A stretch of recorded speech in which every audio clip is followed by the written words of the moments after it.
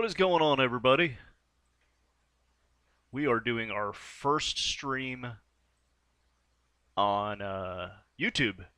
So make sure you go down there and hit subscribe to the Faded Blue Line. Also, hit that little bell down there, which will let you know when I go live. Hopefully, we got some people that are going to find this link and want to talk tonight on the Faded Blue Line.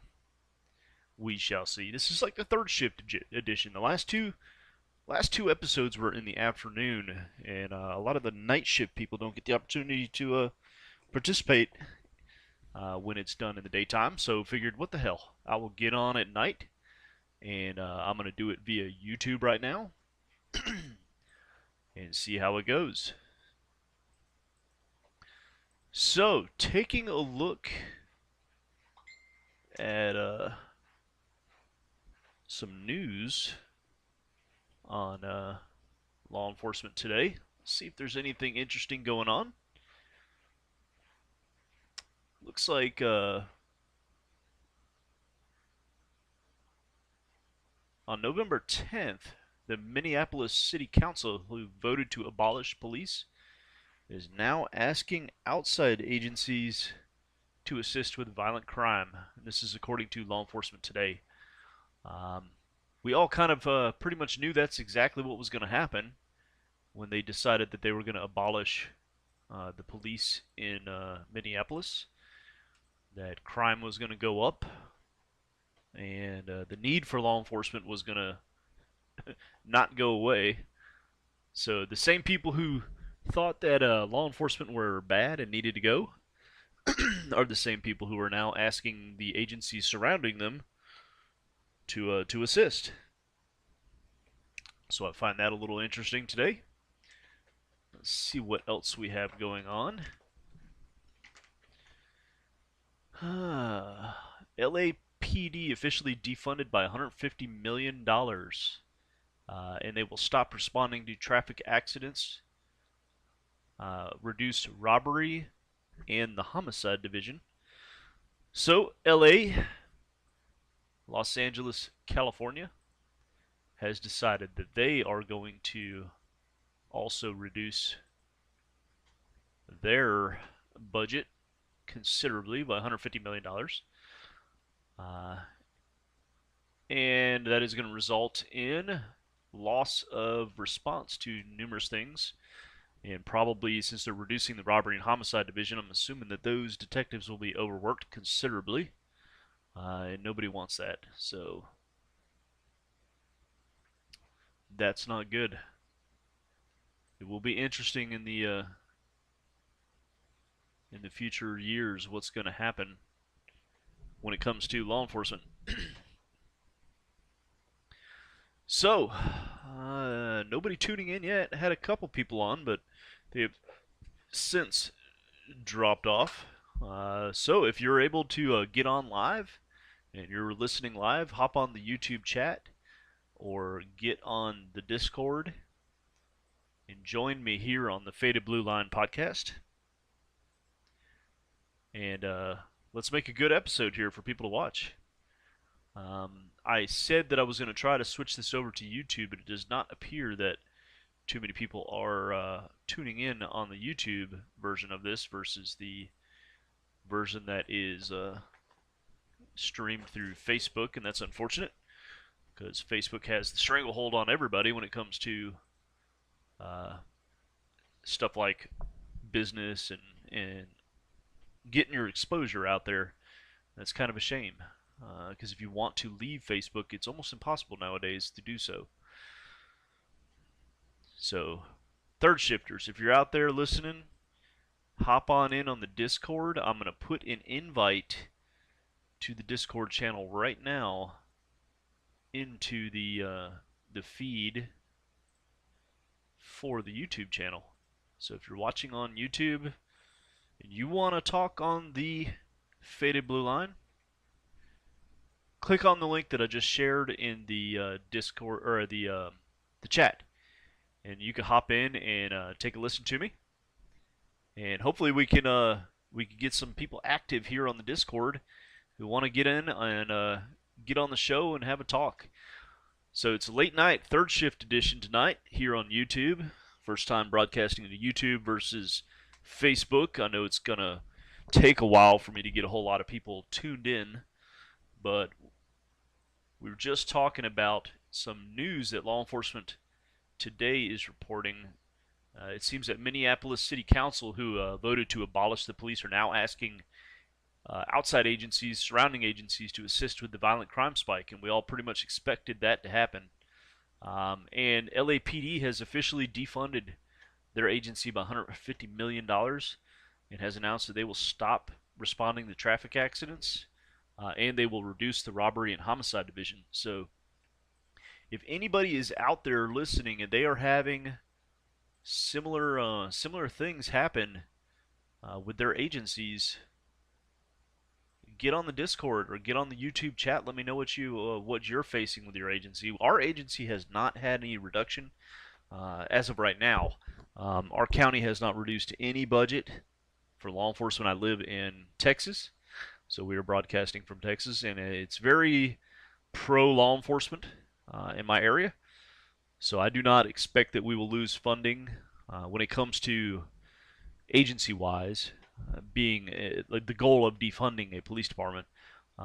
Depending on what the tax rolls might be in the next coming year or two, that could cause an effect in law enforcement when it comes to reducing the tax. You know, if the economy were to go bad, if the taxes that are increased under a Biden administration cause economic problems, we could see a reduction in law enforcement in that route in my local area. But it does seem that Minneapolis has defunded their police considerably, and now LA police have announced a $150 million reduction.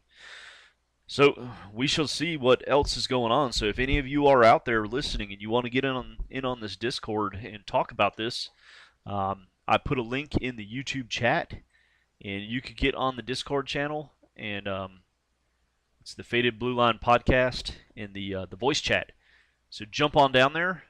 This is the first time broadcasting to YouTube, like I said, so not a whole lot of activity right now, and I knew that was going to happen when I switched to YouTube versus Facebook.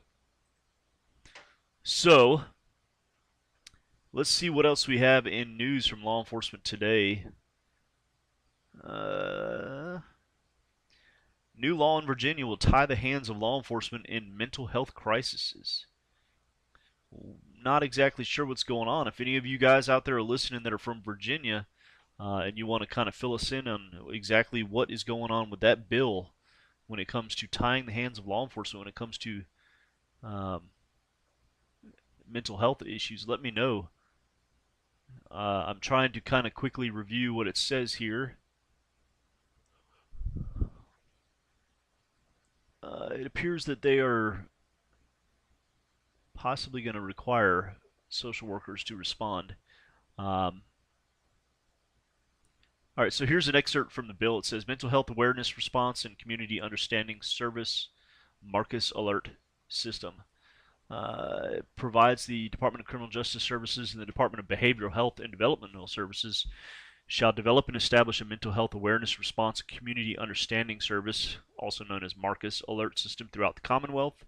Community care team is defined in the bill as a team of mental health service providers. It may include registered peer recovery specialists and law enforcement officers as a team, with the mental health service providers leading such team to help stabilize individuals in crisis situations. So it looks like they're going to create some kind of alert system similar to maybe an Amber Alert for people who are in a mental crisis. Let's see what else it says.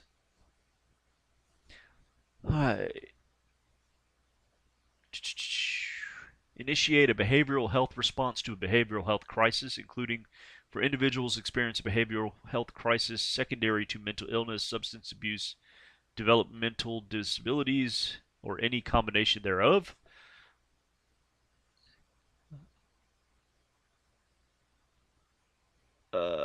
Facilitate a specialized response by law enforcement when diversion is not feasible. I'm trying to figure out exactly what is going on here, how it ties the hands of law enforcement. It just sounds like they're trying to create some kind of alert system and make it to where they have to respond with some kind of mental health crisis worker to these calls. If anybody out there is from Virginia and can kind of give us a heads up on what's going on out there, that'd be great. Um, all right. According to legislation, the Department of Behavioral Health and Developmental Services and the Department of Criminal Justice Services would be required to institute protocols related to how law enforcement agencies should respond to calls involving mental health issues or distress, or who have developmental disability. The challenge ahead will be to redefine the role of law enforcement in these situations and what limitations will be placed on them during these calls. Um, so they do not have any restrictions as of yet, it does not appear, but they are going to leave it to mental health crisis individuals to determine what kind of involvement we will have as police officers um,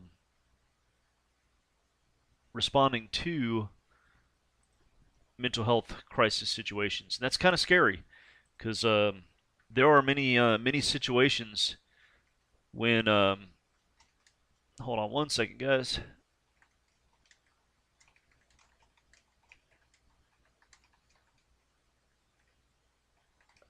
Uh, so there are many times I've responded to mental health crisis situations where I don't care what kind of mental health worker would have been there.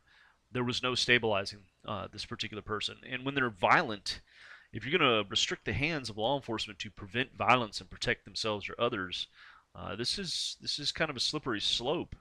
I mean, of course, nobody wants to use force on somebody who's in a mental crisis, but uh, there, I hate to say it this way, but there's no excuse for letting them hurt somebody or hurt you as an officer just because they're in a mental crisis. So I'm curious what the laws will be passed and what they will say regarding the limitations that law enforcement may have in Virginia when it comes to dealing with mentally ill or somebody who's in a mental crisis. So let's see here. What else do we have?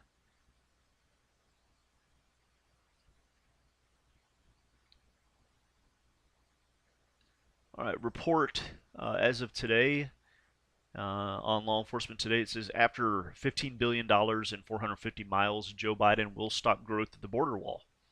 So it says it is one of the first items on his agenda. Should he actually achieve the presidency, is to put a halt to the border wall, and that is according to the Seattle Times and also the Dallas Morning News. So it appears that that will be the stance of the Biden administration. So those of you who work down there in the South Texas area, who who have I do not work down on the border, so I do not know how well the wall that has been built, how well it is working. But they say it is working very well, and they've had a massive reduction of interceptions of persons crossing. So we'll see what happens. What do you think is going to happen there? Do you think they're actually going to stop it? Do you think they're going to remove it? Seems like that would be a considerable waste of taxpayer dollars to remove what was already constructed and working successfully. But that's politics for you. So that's the news. We spent about 15 minutes here going over the news from law enforcement today. Just the major headlines I'm seeing, and not a whole lot of not a whole lot of interesting news popping up here. I mean, there's a lot of news on here on law enforcement today, but those are the ones that seem to be catching my interest.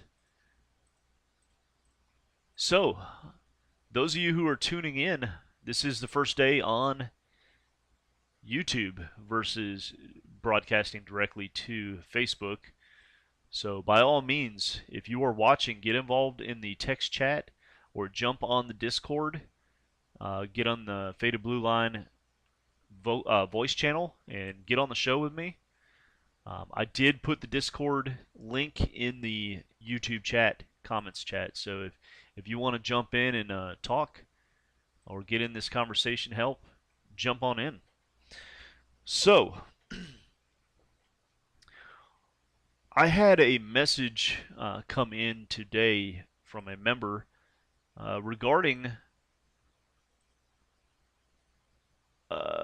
Swipe and Swap, and he is a DOT officer or CVE officer, whatever you want to call them, up in the Northeast, and he's gotten halfway through the online version of Swipe and Swap, and he sent me a message and said he had caught a trucker with a fraudulent tag on his trailer, and that the trailer was registered as a Great Dane when you run the plate, but it was actually a utility brand trailer. He said the landing gears, the doors, everything was utility, and that he would have never been able to identify that this was a fraudulent plate on a commercial vehicle had he not taken, the first half of the class. So I congratulated him on that and asked him if it was a stolen, and he said no, it wasn't a stolen. The guy was just using an illegal tag because he didn't want to re-register the trailer and pay all the money. And he called the guy out on it, and the guy basically laughed and said that he's the first officer in like 6 months that's figured out that it wasn't a Great Dane trailer, and that the he said he had been inspected 3 or 4 times by DOT officers, and none of them figured it out. So, not only will Swipe and Swap help you when it comes to learning how to identify trailers that have swapped VIN numbers, but if you're a CVE guy or a traffic unit who may be out there looking for unregistered vehicles and whatnot, this will help you with the knowledge you need to identify when semi trailers are registered improperly, because nobody knows. And there's a big issue with that here in Texas right now. There's a lot of people who are running these semis around with the fake paper plates or improperly issued paper plates to avoid paying all the taxes and the registration fees and the IFTA fees and whatnot here in the state of Texas. So they will get a permit plate issued to them unlawfully and drive around with that versus a real plate and a real registration, which would cost them considerably more. I see it a lot with the dump bellies. Texas has a lot of growth going on right now, and it seems to be attracting a lot of these dump bellies from out of state in here, and they are not registering their trucks, and a lot of the paper plates they are using are illegally issued because they want to avoid paying the fees and the taxes on it. So it was pretty neat to get that message today that a CVE inspector, a DOT guy, actually got a case made where the guy was fictitiously using or improperly using a bad tag, and he would have never figured it out had he not taken the class and actually learned how to identify these trailers. So kudos to you, man. It's nice to hear some success stories with Swipe and Swap. I do plan on possibly getting out this weekend and trying to make a case. So we shall see what happens there. Another message I got the other day in the Discord messages was somebody asked me to make a gamer channel, a text channel for gamers on the Discord, and I did so, and it seems that a few people were in there. Looks like some guys play Call of Duty and Escape from Tarkov. Never played that. Of course, everybody knows what Call of Duty is. I play iRacing, and somebody had wrote that they're too poor or they don't make enough money to play iRacing. They have to stick to their PS4. iRacing can get a little pricey because it's not necessarily a game. It's a simulator. They actually use it to train drivers on tracks when they have not run them in a long time or they're new drivers or whatnot. So if anybody's listening and they want to talk about what you do, if you're a gamer, go ahead and shoot some comments down or jump in the Discord and let's talk about gaming. We all have things that we have to do to relieve our stress. You know, whether it be gaming or maybe you go hunting or fishing. Lord knows I love fishing. I'm originally from Florida, so I've always been a saltwater guy, and I moved to Texas and inland Texas at that, and kind of took up bass fishing, and I love doing it. And it's actually takes a lot more skill than salt, I've discovered. So I'm kind of interested to hear what you guys maybe like to hear or like to do to relieve the stress, because I mean, let's face it, law enforcement has some serious issues with post-traumatic stress disorder, and you've got to find a way to relieve that stress somehow. Because if you don't, you're going to have some pretty serious problems when you get older. Um, I would venture to bet that law enforcement throughout their career has a considerably higher amount of exposure to stressful and serious situations than possibly a soldier. Uh, and the reason I'm not, I recognize that soldiers or people who are deployed overseas as contractors or whatnot get in pretty hairy situations frequently. Not as frequently now because it seems to have calmed down quite a bit. But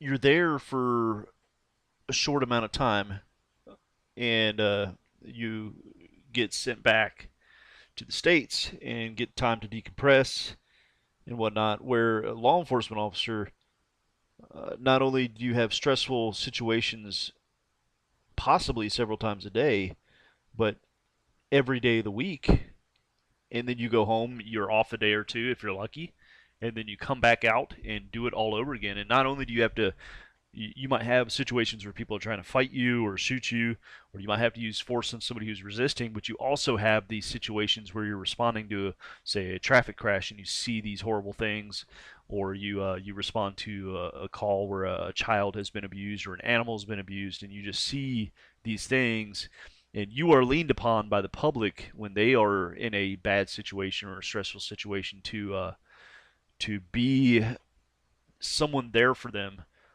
um, and you have to take kind of the beating for them when it comes to mental. You're almost like the mental health counselor for a lot of these people when you're on scene, and you're having to hear their problems all day long.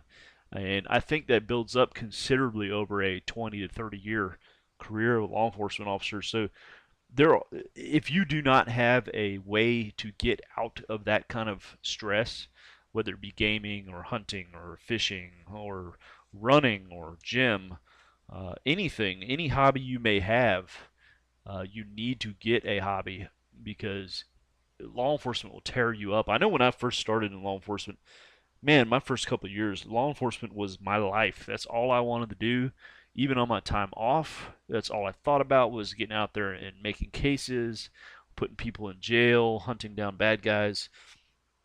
And I'm kind of glad that I worked my way out of that over the years because that will tear you up inside. If you keep that mindset for 20, 30 years, you've got to be able to decompress at some point.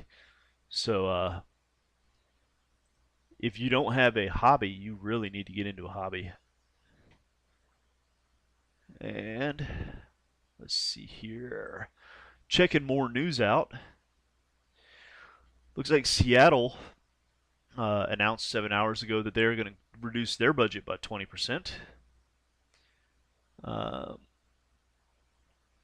so now we have Minneapolis. We have LAPD, who has announced a $150 million reduction. Seattle has now said they are going to reduce their police budget by 20%.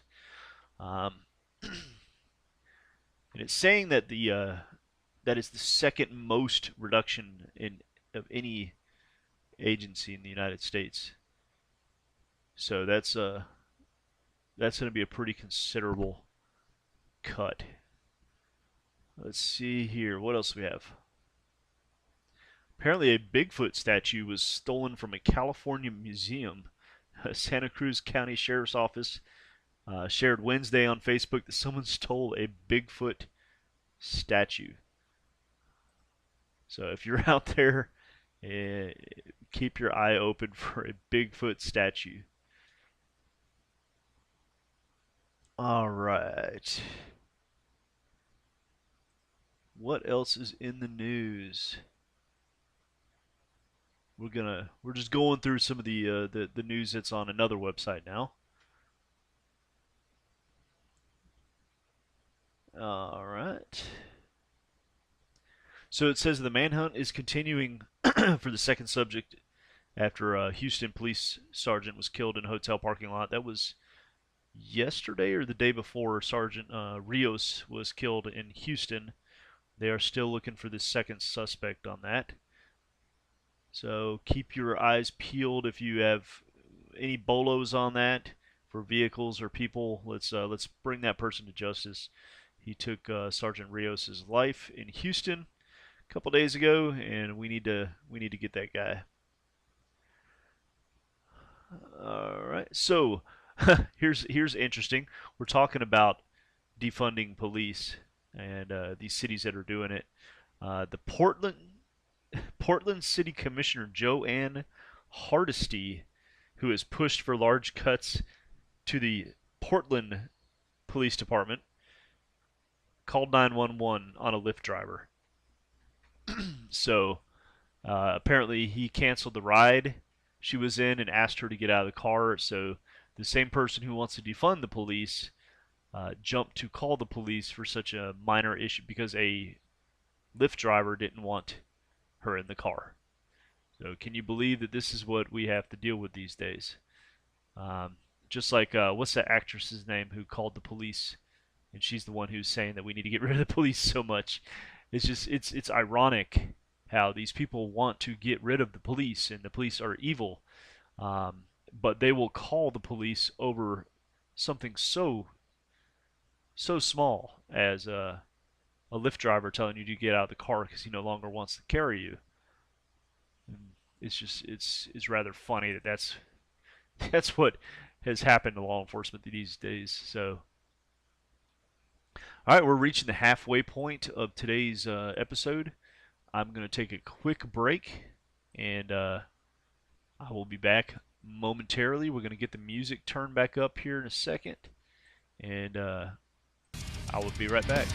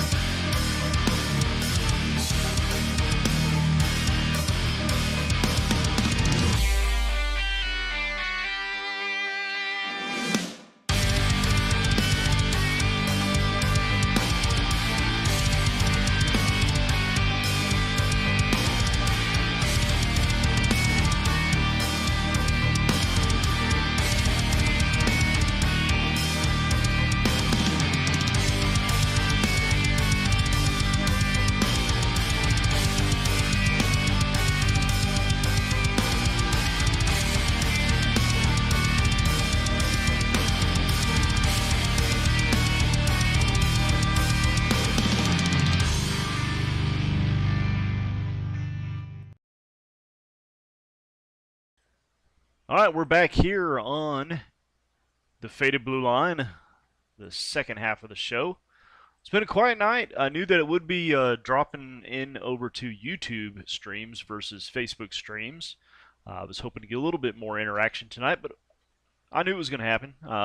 It's a lot harder to get people to click a link versus when they're scrolling through their Facebook feed and they see it, uh, then they tune in. So it was kind of expected, but it is what it is. So a couple updates here. Um, First, if you're tuning in and you want to get on the show, you got a couple options on the YouTube chat. You can chat with me via text that way. Also, in the YouTube chat, if you're not part of the Discord channel for the Interdiction Q&A Discord server, click on that link there, get in the Discord. Make sure you click the pinned messages at the top, which will tell you how to name yourself and create your nickname. And then drop on down to the voice channels and go to the Faded Blue Line podcast channel. And you could get on the show and make the show a lot more interesting if I have some help here with people talking. So, some updates here. Smugglers Inc. 2.0 is in Alabama. Looks like registration, unless Sean has canceled this, registration has been extended until tomorrow. So if you're in the Alabama or the Southeast area and you want to attend Smugglers Inc. 2.0 in person in Summerdale, Alabama, go to evadinghonesty.com and register for that. It looks like it has been extended till tomorrow. So get out there. Great class. If you've not attended any of the Smugglers Inc. classes, highly, highly recommended. Get in there, learn all you can about interdiction.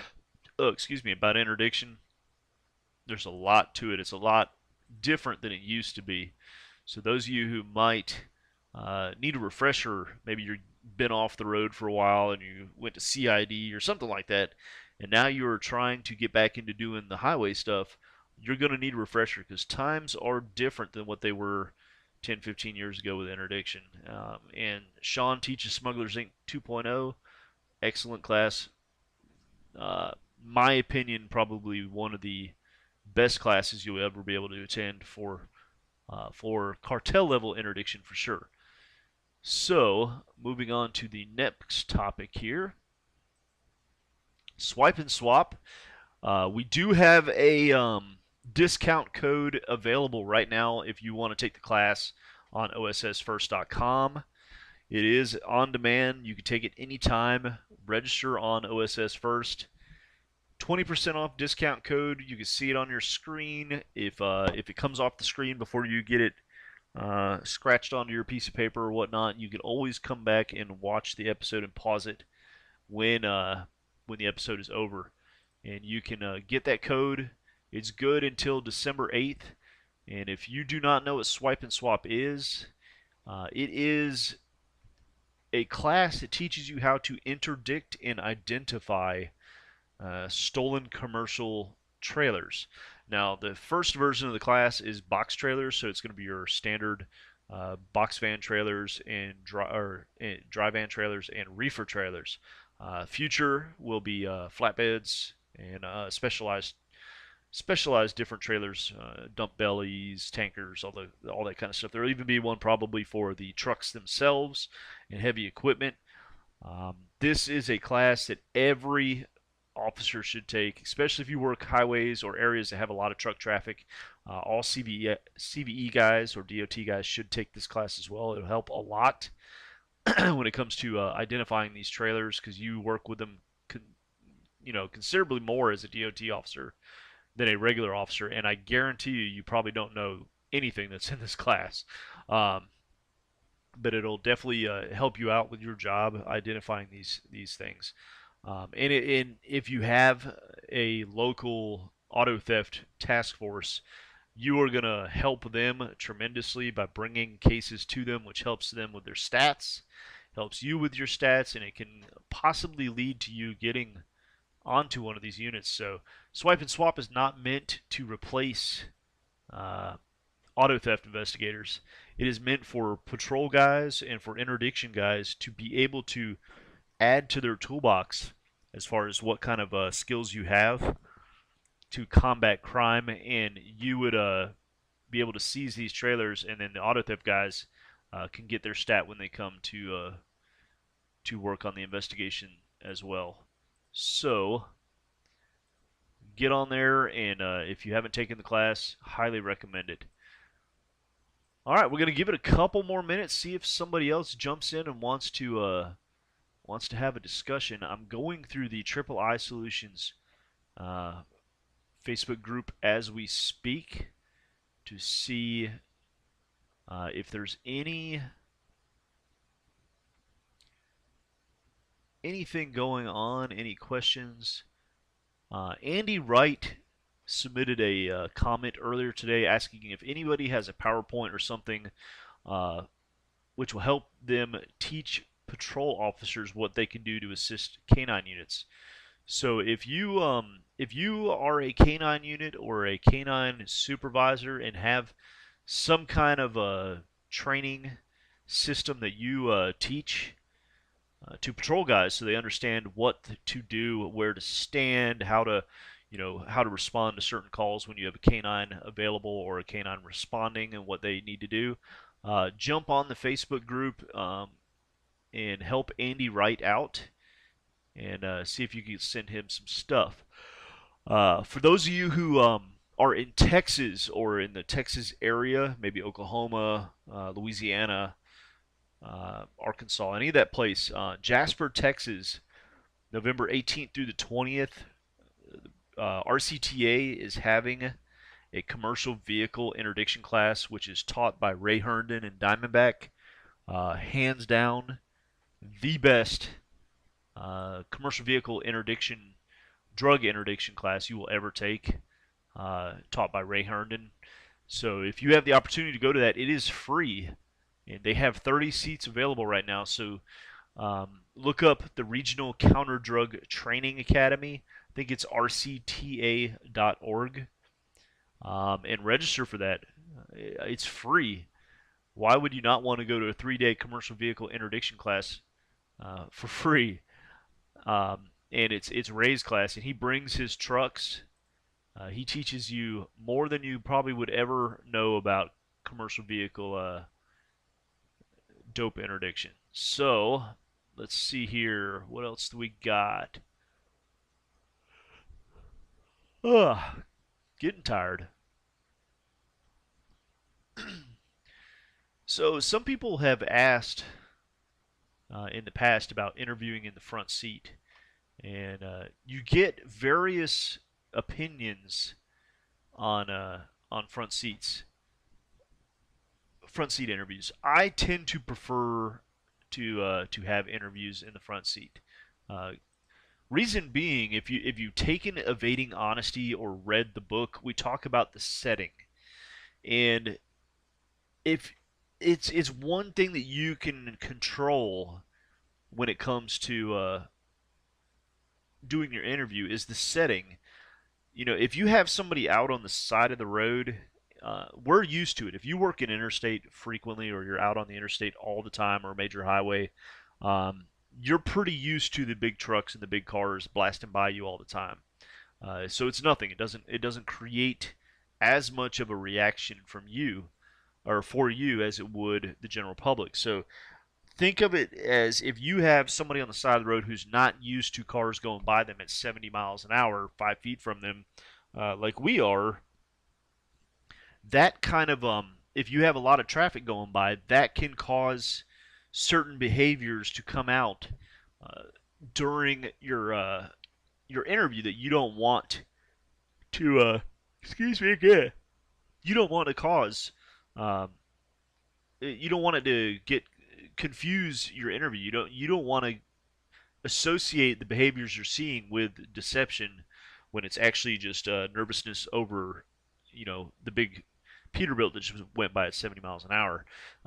Bringing them inside the car is a way to control that environment, and it also you know, we teach in the evading honesty class that you're looking for certain. You're not only looking for body language. You're listening for vocal tone changes, tempo changes, stutters. You're listening for the context of what they're saying and how they're saying it, as much as you are watching for body language and other things. And when you have them in the car, you can hear those changes much better. Um, and it's in a controlled environment. And anybody who's been to my in-person class, I show videos where people will reduce their volume when they're lying to me, and I will ask, I know what they said, but I will go, huh, or what, or something along those lines, and make them repeat it. But I, you definitely want to control the environment if you can. Now, if your agency has a policy against bringing them in the front seat, definitely don't do that. If you're not comfortable with doing it, don't do it. If you want to pat everybody down before they get in the front seat with you, by all means, do it. I tend to like interviews inside the vehicle. Not only does it help with the setting itself, it also creates it brings them closer to you, and they feel kind of enclosed, and you tend to see a lot of anchor point movements in the seat while you're talking to these people, to the point where they're actually, you know, leaning up against the side of the door because they're trying to get as far away from you as they can, and they may not be able to because of the door is shut. So they have no option but to lean up against the seat. So that is my opinion when it comes to interviewing inside the car. I like it. It helps with my interviews. It helps me control the setting itself. It helps me hear the physiological changes that are happening uh, during the response that are associated to my trigger, and it's definitely something that I prefer to do. And if you are able to and you're comfortable, by all means do it, and it will help you a lot in your interviews. Now, another thing that I've seen personally with officers is they tend to not bring people out of the car to interview them, and you know I know that some places have policies against bringing people out of the cars. Some people have policies that say you have to bring them out of the car. By all means, follow your policy. But just understand that if you go up to make contact with somebody and you talk to them for a minute, you get their license, their registration, their insurance, and you break contact, um, now when you go back up there to start talking to them, depending on your court system in your jurisdiction, you might be running into attorneys that are going to say, well, you're re engaging my client, and now interrogating them with, and that's not part of the stop. And you didn't have any reasonable suspicion to do that. So I would recommend, in the way I operate, is I walk up there, I get somebody's license. If they're alone, I'll get their insurance as well, and I will ask them, "Hey, can you come back here?" And I always tell them, because it's true, when you're working on the interstate, it's very loud when the cars and trucks are going by. Not only that, it may, in my opinion, it may be safer for us to stand off to the side versus standing parallel with the highway, talking on the side, on their driver's side or the passenger side. Because if we get rear-ended, we're going to get run over. If we're off to the side a little bit, or inside my vehicle, it might be a little bit safer. So I'll tell them, hey, it's really hard to hear out here with all these trucks going by, and it's kind of dangerous. Do you mind coming out here and talking to me? Can you come out here and talk to me, while I write you a warning? And I think maybe twice in 10 years has anybody actually told me no, I'm not getting out of the car.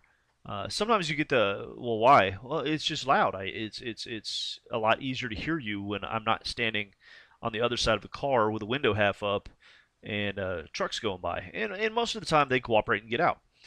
So it's just, I see so many officers who are new in interdiction, or maybe they're new in law enforcement in general, who will go up there, get the information, break contact, come back to the car, start running everything, start writing their ticket after they've already got all their information, and then want to go back up and re-engage the person. Um, you may run into, depending on your courts, that you can't do that because once you break contact to do your enforcement action, why are you going back up there without any reasonable suspicion? And you're going to have an attorney attack that. So I always try to bring my people out so I can do my enforcement action while I'm standing with them.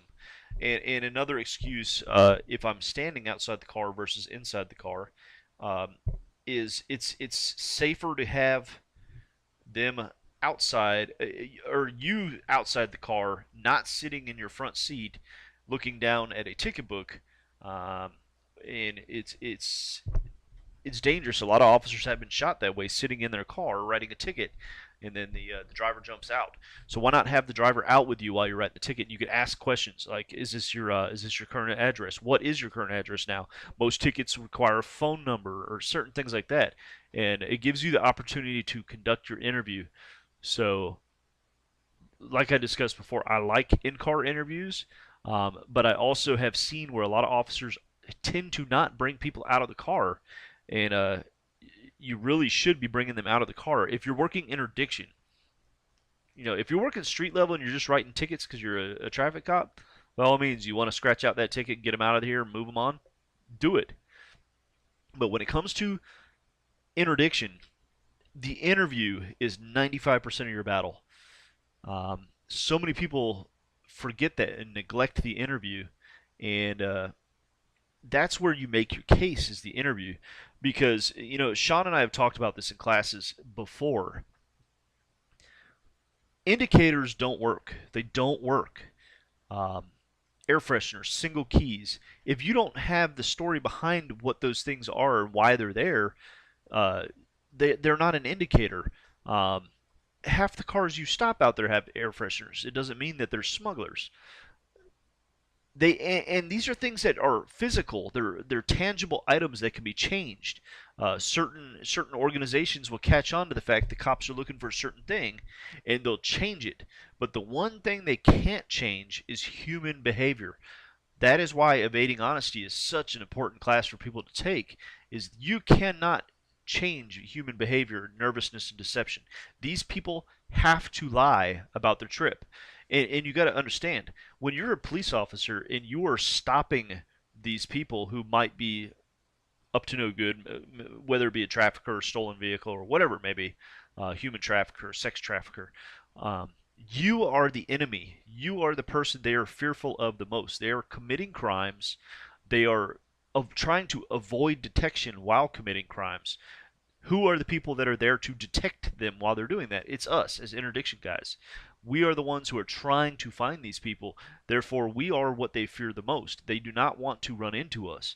When they do run into us, it causes a pretty substantial amount of fear in most of them, especially if they're newer in the game.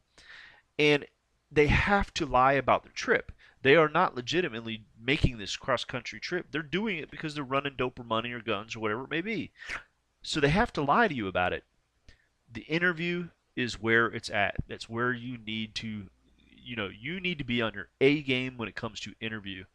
Second part of that would be searching. If you don't know how to search a car for a compartment, you're behind the times. You need to get out there and find somebody who is good at finding compartments to teach you how to search these cars properly. Because if you're there looking for packages uh, and not looking for compartments, you're never going to find it. You can be easily looking right at a compartment, but if you are trying to focus on finding a package wrapped in cellophane or duct tape or whatever, you can be looking right at a compartment and not even know what you're looking at. And if you don't know how to search, you're never going to be successful finding compartments. So, I mean, those are the things that are super important to a new interdiction guy. First, figure out how you're going to do your interview, whether it be inside the car or outside the car. You need to pick one. I prefer inside the car when I can. Lately, I've been running as a two-man unit, on the interstate. But when I'm a one-person unit, I tend to bring people back into my vehicle. Not only does it control the environment and the setting, so I can conduct an interview and see more behavior or hear more behavior. It allows me to run certain databases right then and there while these people are talking to me. And a lot of times you could be looking at like a license plate reader database or something along those lines, and they're telling you the story about doing this while you're looking at license plate reads that are completely conflicting with what they're saying. And it helps you out to build your reasonable suspicion up.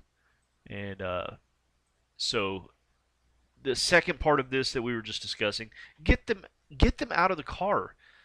Don't You need to conduct an interview. They cannot beat you with an interview. They can change tangible items like air fresheners, single keys, things inside the cars, but they cannot beat you when it comes to interview, unless they are literally a sociopath. They're not going to beat you. They have to lie to you, and they're going to be nervous because you are the person they fear in their journey of criminal activity. Um, so get them out of the cars. Don't walk away, then re-engage them. Get them out as soon as you get their license, insurance, whatever. You get them out of the car. Write your warning or your ticket with them so you have the opportunity to ask them questions while you are doing enforcement action.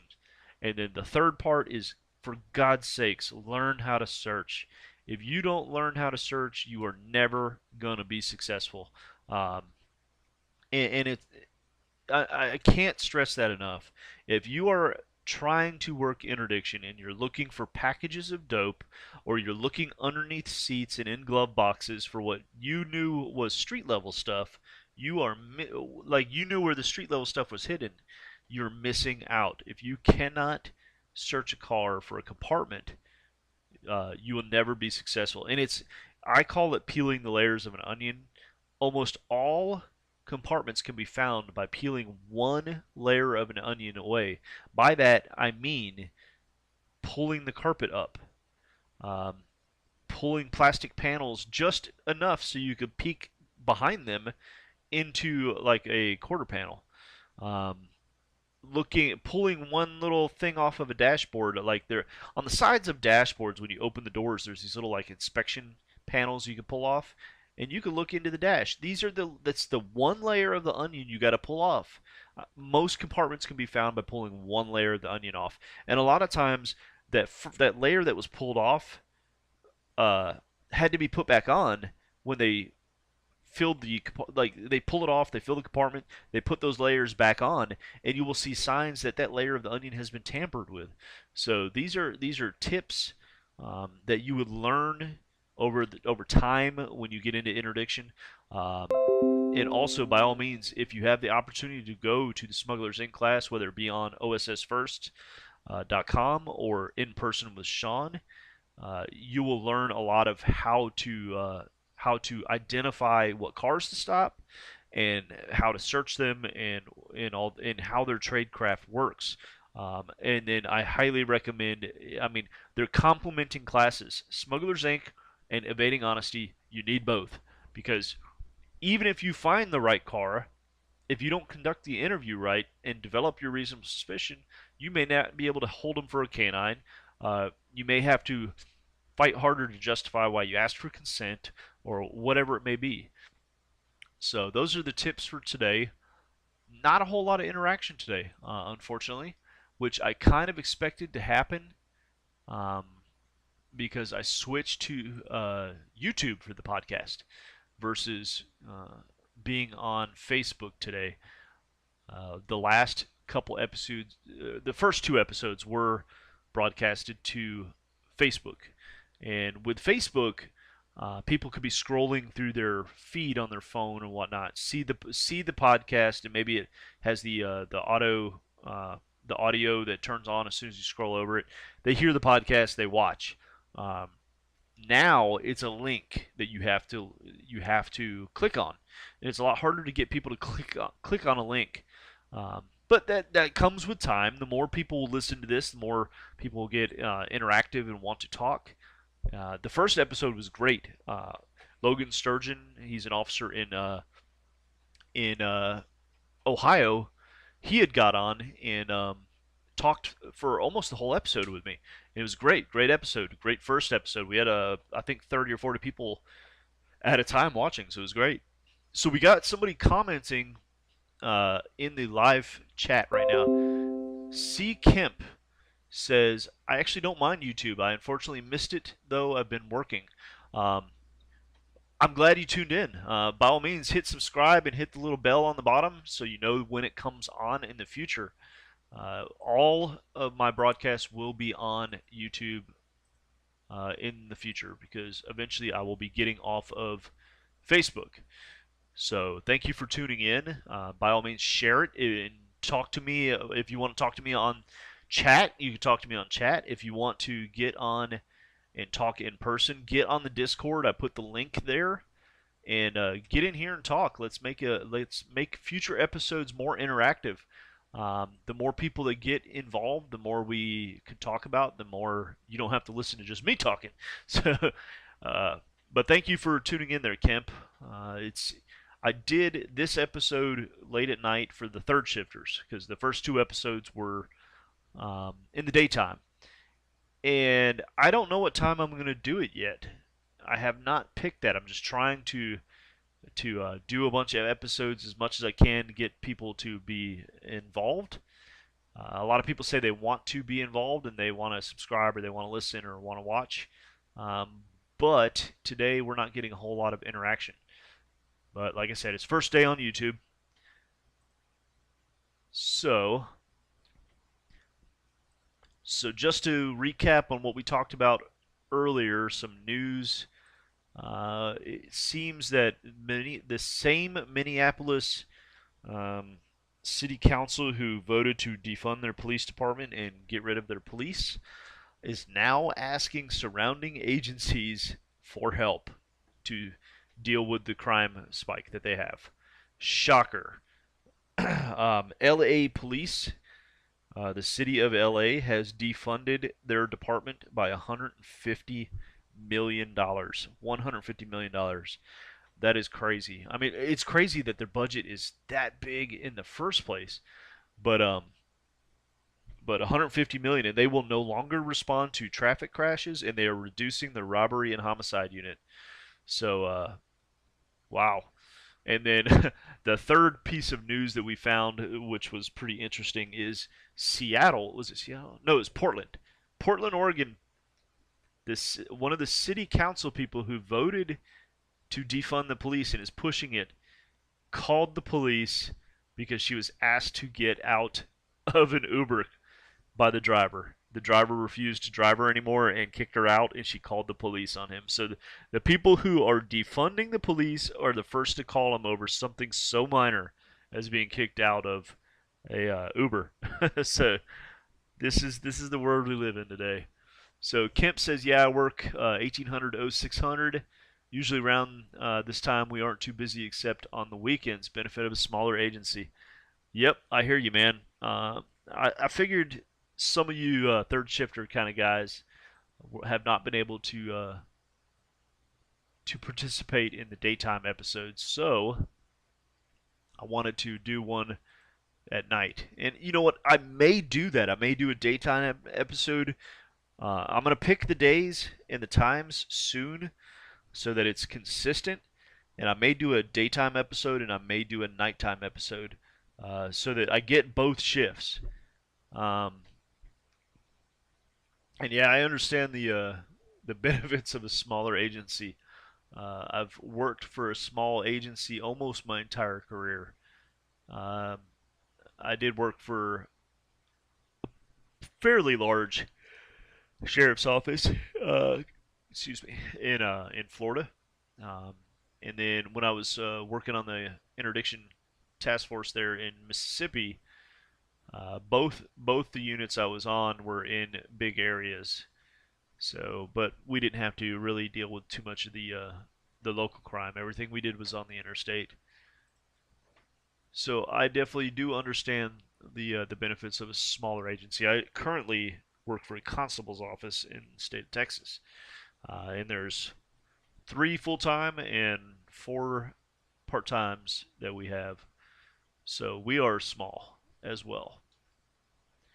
Alrighty, we have been on for just over an hour.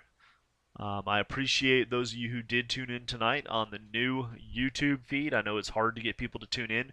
Please, please go ahead and hit subscribe down there if you want to be a part of the show. Please be more interactive as well. I really enjoy when I get to talk to people um, and hear what it's like in your areas. The whole purpose of the show is, I mean, one, I want to go over the news of the day when it comes to law enforcement related news. Want to talk about maybe policies, what people think of certain policies or procedures. Talk about training and the different types of training you can get. Maybe even do some training on the podcast when it comes to evading honesty, swipe and swap, that kind of stuff.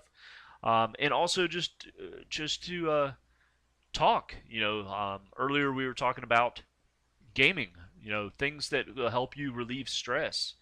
So it is a lighthearted show. I'm gonna figure out my setup and how I want to structure the show eventually, and I'm gonna figure out the days and times. But like I said, subscribe, get on the Discord, chat with me in the text chats, hop into the Discord voice chat, and be a part of the show. I really would like to hear from you guys. All right, we are about to get the music going and exit out for the night. It is getting late. I am getting tired. It is 10 p.m. here in Texas, and I probably should be going to bed soon because I usually wake up around 5 a.m., 4:30, 5 a.m. Um, hold on. All right. So thanks to Kemp for being involved in some of the chat today on YouTube. And make sure you guys are subscribing. And I will see you later.